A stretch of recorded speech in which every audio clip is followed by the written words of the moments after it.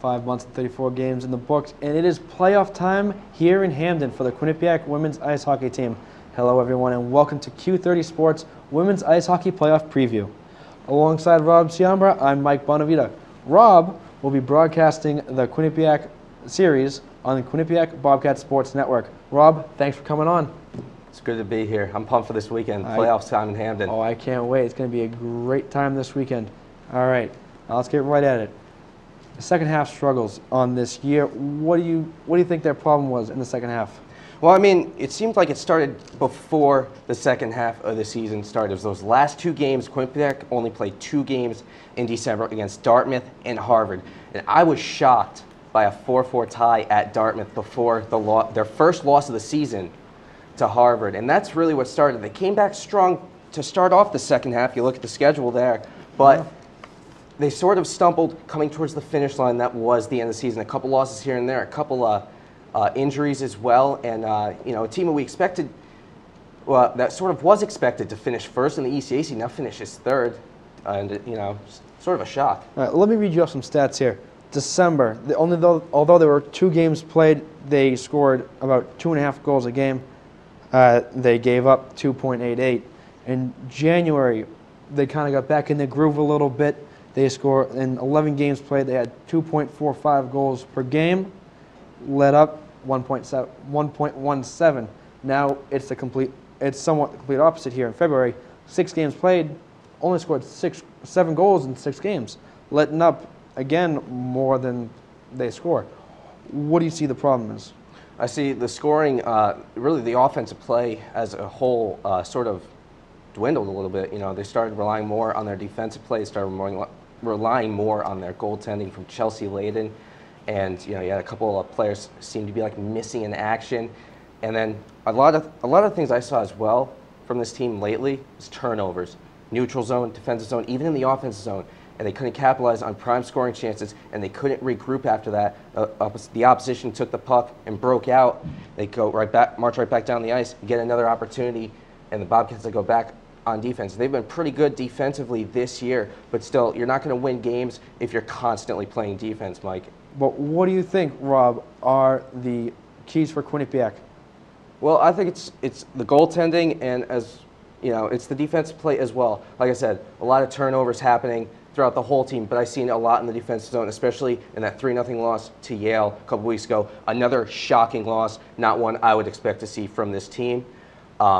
And it's also clearing out the front of the net, leaving players alone in front of Chelsea Lynn.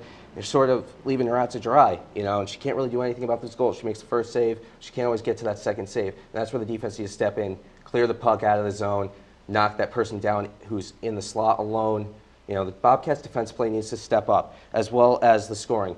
This has been a very diverse team in scoring this year. First time we've seen this in a while from this team. This is one of the best teams that this women's program has seen in a long time. But this is one of the most diverse scoring, 14 different goal scorers this year, Mike, and I think that says it all. But we haven't seen that lately. All right, let's move on now. We're going to go on to Princeton's keys for the game. Okay, so here we go. I'm going to read you off some stats. Molly Contini, sophomore forward, leads the team in points, leads the team in goals, has the highest shooting percentage I have seen in a while, 26% shooting. What else do you say? We have Kelsey Kalsner and Kimberly Newell. What do you think besides that will be the keys to the game for Princeton? I think it's just up to those 2 players to really do the scoring for the Tigers. You mentioned that 26% from Contini. That's the best. I agree with you. It's the best I've seen in a while. Even Sion Ferrano's not at that. She's only at 14% based on the amount of goals she scored from the amount of shots that she has taken. And Kelsey Kalsner, a sophomore defenseman, second in the team in points. That's unheard of in any aspect of hockey. Even on the men's side, you don't really see that often. It's mostly the forwards. So the Tigers definitely have a special team coming into the postseason. And the Bobcats, those are going to be the 2 top players. They're going to have to stop the series if they're going to want to win. Now, as you mentioned that Sion Ferrano, 14% with the amount of shots taken. It says here, 107 shots, and meanwhile you have Molly Contini had about 60 shots in the year. Now, does that just speak to the amount that Quinnipiac shoots, and do you think that with Princeton not shooting as much but scoring more, you think that's going to be tough for the Bobcats? Yeah, definitely. I mean, the Bobcats, you just mentioned it, they have gotten a lot more shots on goal in every game we've seen, more than we've ever seen from any team, really. And more like, these are some stats you'd probably see more like in an NHL game, the amount of shots that they've gotten on goal per game. So it's more than anyone would expect. They're probably going to be taking it down a notch if they're going to be playing a good team that is Princeton. So they're going to have to really rely on taking better angle shots and setting up shots that are pretty much sure things on net that can become goals, instead of like just shooting, and hoping for rebounds here and there and getting like 40, 45 shots on goal per game. Now we're going to go to Rick Seeley. Early last week, Q30's Mark Spillane sat down with Quinnipiac head coach Rick Seeley to talk about the state of the team. Seeley spoke a little bit about the growth in program since his arrival in 2008 and expectations for his current squad. Let's check it out. I think we're much stronger now and in a much better position to make that national tournament, not just make it, but fare well in it. So, put into words, it's not overnight, so it's not some, for me it's just been a work in progress. We work hard every day. We've been winning our, 20 or so games a year, but I agree, now's the time to get past that and get to a conference championship and see what happens, get to a national tournament and see what happens. Well, what do you think about that, Rob? You hear from Rick Seeley that is it time? Is it time for them to win the regionals, to go to the tournament, and raise a few banners there in High Point Solutions Arena? What do you think? I think they got to start with the ECAC. Last year, lost 6-0 in the ECAC semifinal to Clarkson, but this is a different team than last year. I think this is a team that definitely could go to the ECAC championship game. And yes, I think this is a team that's ready to go to the NCAA tournament. They were almost there last year, but the 9 ties hurt them, so they were just bumped out at the very last minute.